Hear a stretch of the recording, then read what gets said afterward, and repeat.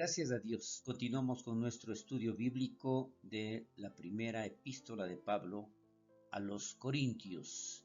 En esta ocasión vamos a revisar la primera parte del capítulo 4, que en esta epístola, sobre todo en el capítulo 4, lo vamos a titular Cómo considerar a los siervos de Dios. ¿Por qué? Allí nosotros vamos a ver cómo los corintios deben considerar tanto a Pablo como a los apóstoles. Los versículos 1 y 2 referente a los siervos y mayordomos dice la palabra: así pues, téngannos los hombres por servidores de Cristo y administradores de los misterios de Dios. Ahora bien, se requiere de los administradores que cada uno sea hallado fiel. Esta es la palabra de Dios.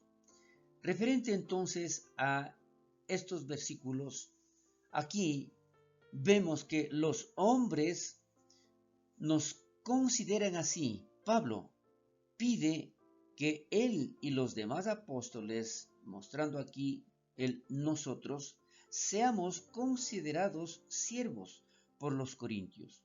Pablo tenía un verdadero problema con los corintios. ¿En qué sentido? Tenían a menospreciarlo y no respetar su autoridad apostólica.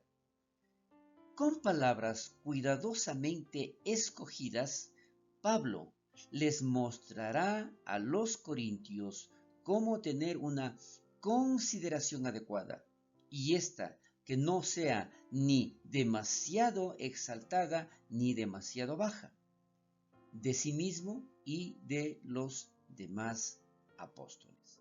Por lo tanto, ¿qué es lo que nosotros aquí vemos?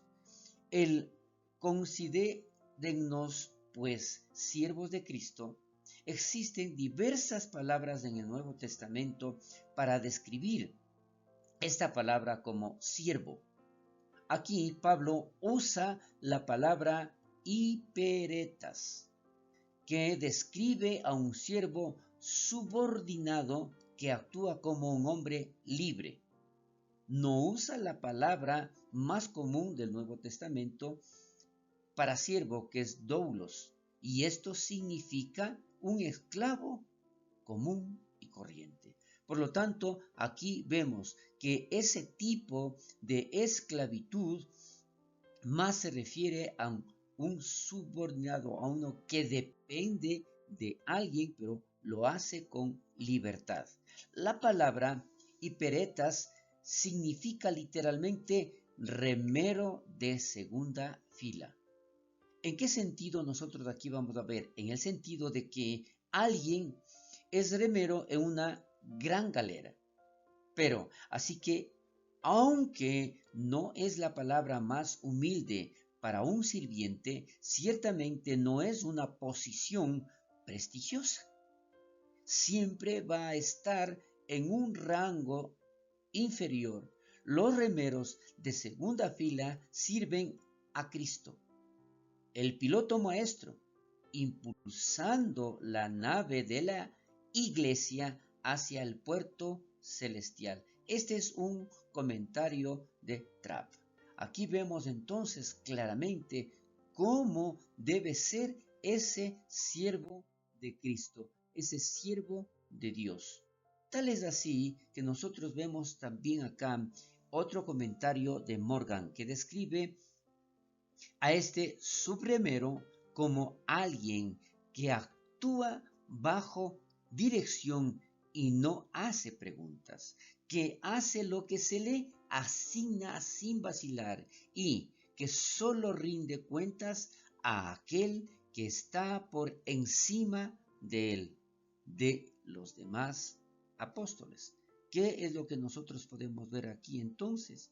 Que definitivamente esta persona siempre está haciendo, pero de una manera correcta, de una manera en donde quiere hacer lo mejor de sí, dar lo mejor de sí.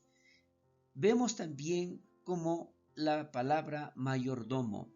Y mayordomos aquí, además de siervo, Pablo pide ser considerado como mayordomo. ¿Qué significa esto? Es decir, el administrador de una casa. Entonces, si bien es cierto que hay que servir, tiene que hacer, pero con un grado diferente, en donde aquí nosotros podemos aclarar mejor todavía. En relación con el dueño de la casa, el mayordomo era un esclavo, era un remero de segunda fila. Pero en relación con los demás esclavos, el mayordomo era un amo. Entonces estaba en una posición en donde siempre iba a depender de su amo, pero él a su vez iba a administrar y a organizar, a ordenar a los demás.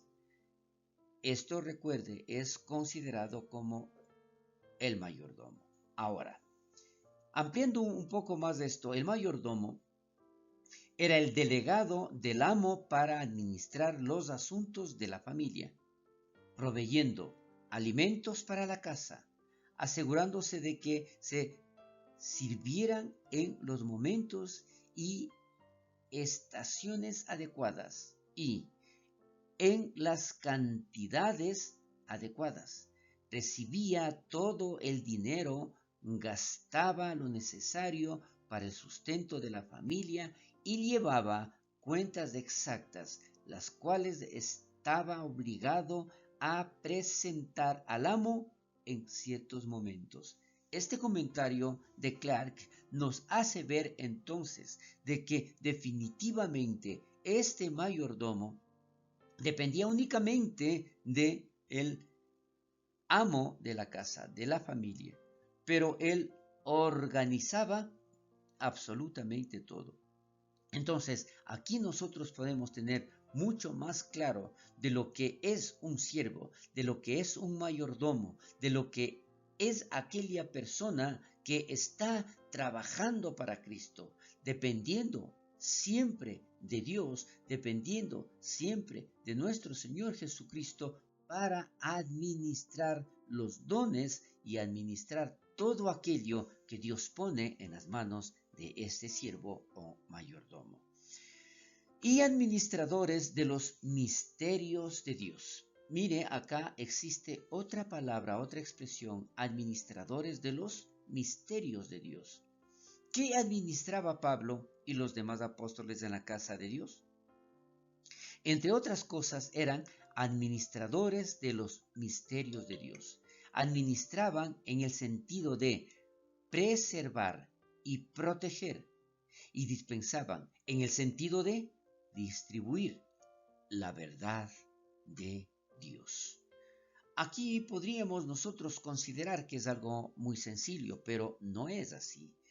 Esto es uno de los trabajos, uno de los oficios más delicados, porque estamos hablando de administrar los dones en la casa de Dios. Siempre que Pablo escuchaba críticas sobre su estilo o modales, simplemente preguntaba, ¿les dije la verdad?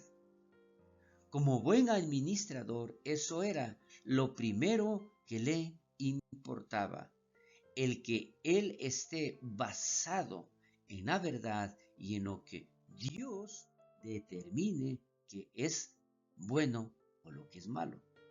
Entonces, para concluir estos versículos 1 y 2 referente a los siervos y mayordomos, se requiere que los siervos sean fieles. Para los mayordomos, lo importante era la fidelidad. Debían ser administradores eficientes de los recursos de su amo. El mayordomo nunca era dueño de la propiedad o el recurso que manejaba. Recuerde esto. Simplemente los administraba para su amo y debía administrarlos fielmente. Hasta aquí nosotros llegamos con nuestro estudio bíblico de esta semana. Si Dios lo permite, continuaremos la próxima. Bendiciones.